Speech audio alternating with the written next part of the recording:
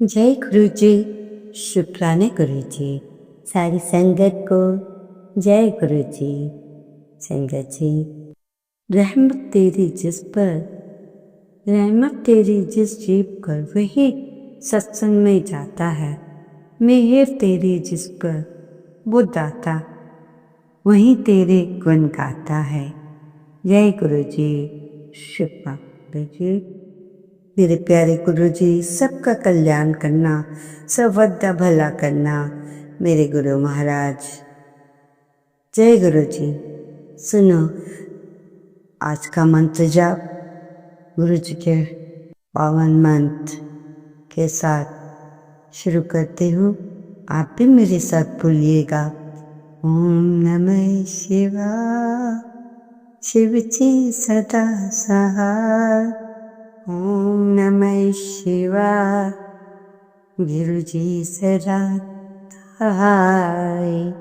जय गुरु जी। शुक्राना गुरु जी। गुरु जी के चरणों में कोटि कोटि नमन। इससे पहले जो गुरु जी के चरणों में लाइक सब्सक्राइब समर्पित करे, उसके घर में सुख समृद्धि की कभी कमी ना करें हमारे प्यारे गुरु जी। उन्हें भरपूर दे गुरु महाराज, उनकी हर इच्छा को पूर्ण करें। सुनो संगत जी, ध्यान से सुनना, शुरू से अंत तक सारा ही इम्पोर्टेंट है। एक इम्पोर्टेंट बात बताई जाएगी। जब सबकी लाइफ में ऐसे लोग होते हैं जो हमारे लिए बहुत काम करते हैं, पर हम उन्हें थैंक्स करने की बजाय ये अंदाज़ा लगा देते हैं कि भला करने वाला कोई भी हो सकता है, ज़रूरी नहीं कि घर का ही ऑफिस हो, फ्रेंड्स हों, आसपास लोग हों, सकते हैं।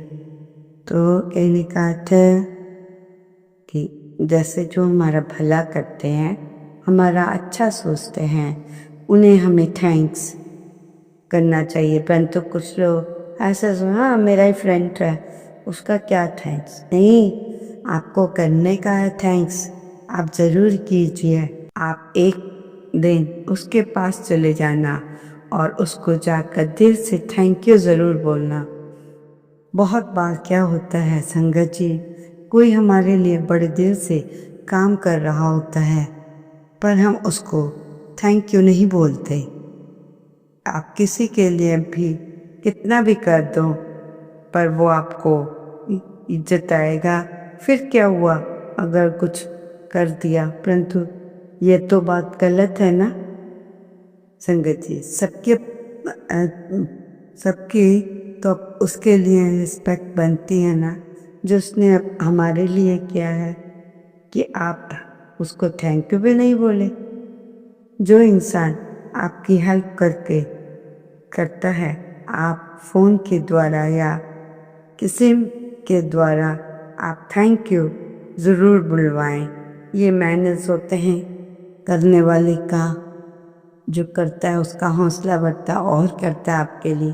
तो संगीत जी, अच्छे कार्य के लिए तो जय गुरु जी और थैंक यू हर काम के लिए बनता है। जय गुरु जी। शुक्राना गुरु जी। संगत जी, हमारे गुरु जी की हैं तो बहुत ही प्यारे। उनके भक्तों की परीक्षा देने के बहुत तरीके अलग हैं, निराले हैं, और भक्तों पर कृपा करने के तरीके भी निराले हैं। एक बार एक आंटी गुरु जी के मंदिर में बैठी हुई थी, तो गुरु जी उनसे कहते हैं, आंटी मैं कुछ मांगूं तो तुम मुझे दे देगी? आंटी कहती हैं, ज़रूर ज़रूर देवांगी, आप बताओ आपको क्या चाहिए? तो गुरुजी कहते हैं, मैनू एक मर्सिडीज चाहिए। फिर आंटी को गुरुजी कहते हैं, पहले अपने कंजूस अंकल से पूछ लें, मर्सिडीज गाड़ी के लिए बोल रहे हैं गुरुजी, तो दे दोगे? संगत जी, तो वो अंकल से कहती है कि अंकल मेरे मर्सिडीज गाड़ी के लिए गुरुजी मर्सिडीज गाड़ी के लिए बोल रहे हैं। उस दिन सैटरडे का दिन था। दोनों वहाँ से निकलते हैं, सोचते हैं कि गाड़ी के लिए पैसे तो हैं नहीं, कहाँ से आएंगे। हफ्ते तक शोरूम भी बंद है। अब उन्हें गाड़ी के बारे में बताया जाता है और वो मतलब उनके पास हफ्ता भर तक जाते हैं वो अंकल पूछने, कभी कुछ सीखने, कभी कुछ करने। तो ठीक है, उन्हें गाड़ी के बारे में बताया जाता है। हफ्ता ख़त्म हो जाता है। नेक्स्ट वीक को सैटरडे जो है आता है, अपने उससे जो वो पैसा आएगा जो वो बिजनेस करते हैं, मतलब कहाँ से आएगा पैसा, सोचने वाली बात है। क्या पैसा तो है नहीं, चलो जो मैं बिजनेस करता हूँ उससे जो पैसा आएगा मैं गुरुजी को गाड़ी लूँगा और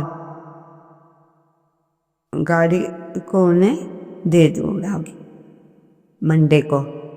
संगत जी, शाम को सैटरडे को गुरुजी की कॉल आती है, गाड़ी कैंसिल। तो अंकल कहते हैं, गुरुजी क्या हुआ? मैं तो बात कर दी थी। उसके बाद आंटी कहती हैं कि जो आपने कहा था ठीक है। अंकल ने अपना बिजनेस हैंड ओवर करके मंडे को गाड़ी दे रहा हूँ। गुरुजी से कहा, मुझे गाड़ी नहीं चाहिए, प्रोग्राम कैंसिल। अंकल आंटी को लेकर एम्पायर स्टेट जाते हैं और पूछते हैं, क्या हुआ गुरुजी?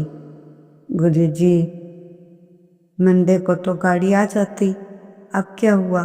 तो गुरुजी कहते हैं, मैंने जो देखना था वो देख लिया, कल्याण कर दिया। संगत जी, शायद इस तरीके से गुरुजी देखना चाहते थे कि गुरुजी के लिए कितना करते हैं। मुझसे मेरे लिए, मतलब मुझसे कहने का अर्थ है गुरुजी का यहाँ पर मेरे लिए। संगत जी, ये प्यारी सी छोटी सी परीक्षा ली गुरु महाराज ने, जिसमें अंकल परीक्षा में पास हो गए और ये सब प्यार देखकर गुरुजी ने दोनों को कल्याण कर दिया। बोलो जय गुरुजी, जय गुरुजी। तो संगत जी, देख लो, जो लोग पारिवारिक कलह से छुटकारा पाने के लिए, ये जो मैं बताऊंगी संगत जी, जो आपके घर क्लेश ज़्यादा होता है, भाई भाई की ना सुने, देवरानी जेठानी से, सास बहू से इनकी ना बने, तो गेहूं की धानी को तोड़े और सात धानी तोड़कर भगवान शिव को अर्पित करें। समझ आया? जो धानी के जो आजकल जो चल रही है आजकल नवरात्रों में जो, ठीक है संगत जी, ज़रूर कीजिएगा। भी आपके घर में धानी भी लगी होगी नवरात्रों की, तो आप भी करके देखिए। संगत जी, अपने बारे में कभी भी बुरा नहीं सोचना। ध्यान से कह रही हूँ, जो लाइन बहुत इम्पोर्टेंट है। संगत जी, आपने अपने बारे में बुरा मत सोचो, अपने बारे में कभी भी बुरा मत सोचो, क्योंकि ऊपर वाले ने ये वह सोचने के लिए पड़ोसी और रिश्तेदारों को रखा है। पड़ोसी और रिश्तेदारों को रखा है। कागज रोते नहीं हैं, रुला देते हैं।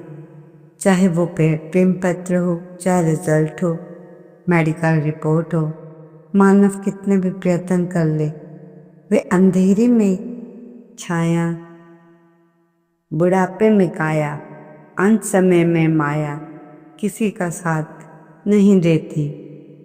दिल के सच्चे लोग, भले ही हम अकेले हैं लेकिन इनका साथ हमेशा भगवान देते हैं।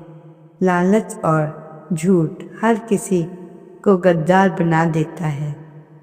बिच्छू अगर किसी से प्यार करे तो प्यार में भी वो डंक ही मारेगा। थोड़ा सा छुप छुप कर खुद के लिए भी जिया करो। कोई कोई आपके लिए कुछ नहीं कहेगा। थक गए तो आराम करो। एक या जब मंत्र काम करते थे उसके बाद भी एक ऐसा समय था, पहले तो कहने का अर्थ है पुरानी दुनिया में मंत्र काम किया करते थे। आप क्या काम कर रहे हैं? अब आप आइडिया लगाओ क्या हो सकता है संगत जी। तो है अब आपका तंत्र क्या काम कर रहा है? आपका तंत्र काम कर रहा है। एक समय आया जिसमें तंत्र काम करते, फिर समय आया जिसमें यंत्र काम करते हैं।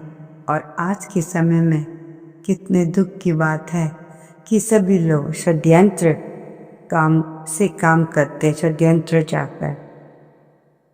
जय गुरु जी। संगत जी, सत्संग बहुत अच्छा है, सीख देने वाला है। एक महिला बस में चढ़ती है, उसके पास बैग रखते ही जैसे मतलब ऊपर वो बैग लेके चढ़ती है तो अगली सीट पर एक व्यक्ति बैठा होता है। तो जब वो महिला सीट पे बैग रखती है तो उनको बहुत जोर से चोट लगती है उस बैग से। अब महिला घबरा जाती है कि व्यक्ति सबके सामने चिल्लाएगा या गुस्सा करेगा। तो व्यक्ति बिल्कुल शांत रहता है, कुछ भी नहीं कहता। महिला को बहुत आश्चर्य होता है। अब वो हिम्मत से करके पूछती है, भाई साहब आपको मेरे बैग से इतनी जोर से लगी, आपने गुस्सा भी नहीं किया, ना कुछ बोले, ना चिल्लाए, ऐसा ना ही आप चिल्लाए, ऐसा आपने क्यों किया? तो आंसर सुनिएगा संगत जी, बड़े ध्यान से सुनना आंसर। आपकी नज़र में क्या हो सकता, क्यों नहीं अंकल बोले? तो अंकल क्या इतना भी कह दिया आंटी से कि लगी तो बड़ी जोर से थी पर मेरी यात्रा बहुत छोटी है, मुझे अगले स्टॉप पे उतरना है। इतनी छोटी यात्रा में मैं क्या चिल्लाऊं, इसलिए मैंने इग्नोर कर दिया। संगत जी, ये बात साधारण सी है पर बहुत गहरी है। जो हमारा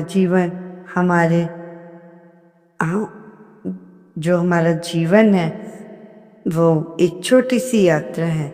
इसमें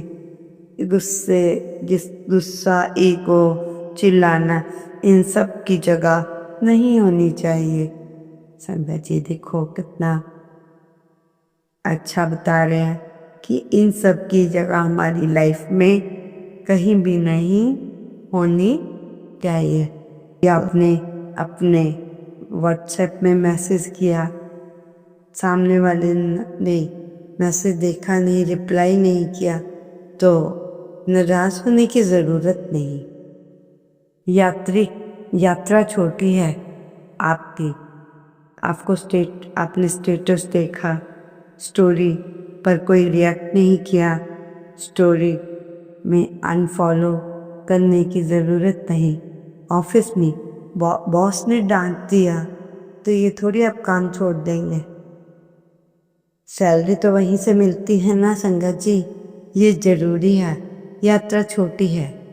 पति ने ठीक से बात नहीं की, पत्नी ने थोड़ी रूखी बात कर, कोई बात नहीं, यात्रा छोटी है, ये कहकर बात को समाप्त किया। संगत जी, इस जीवन में हमारे जीवन में कितना अंतर है।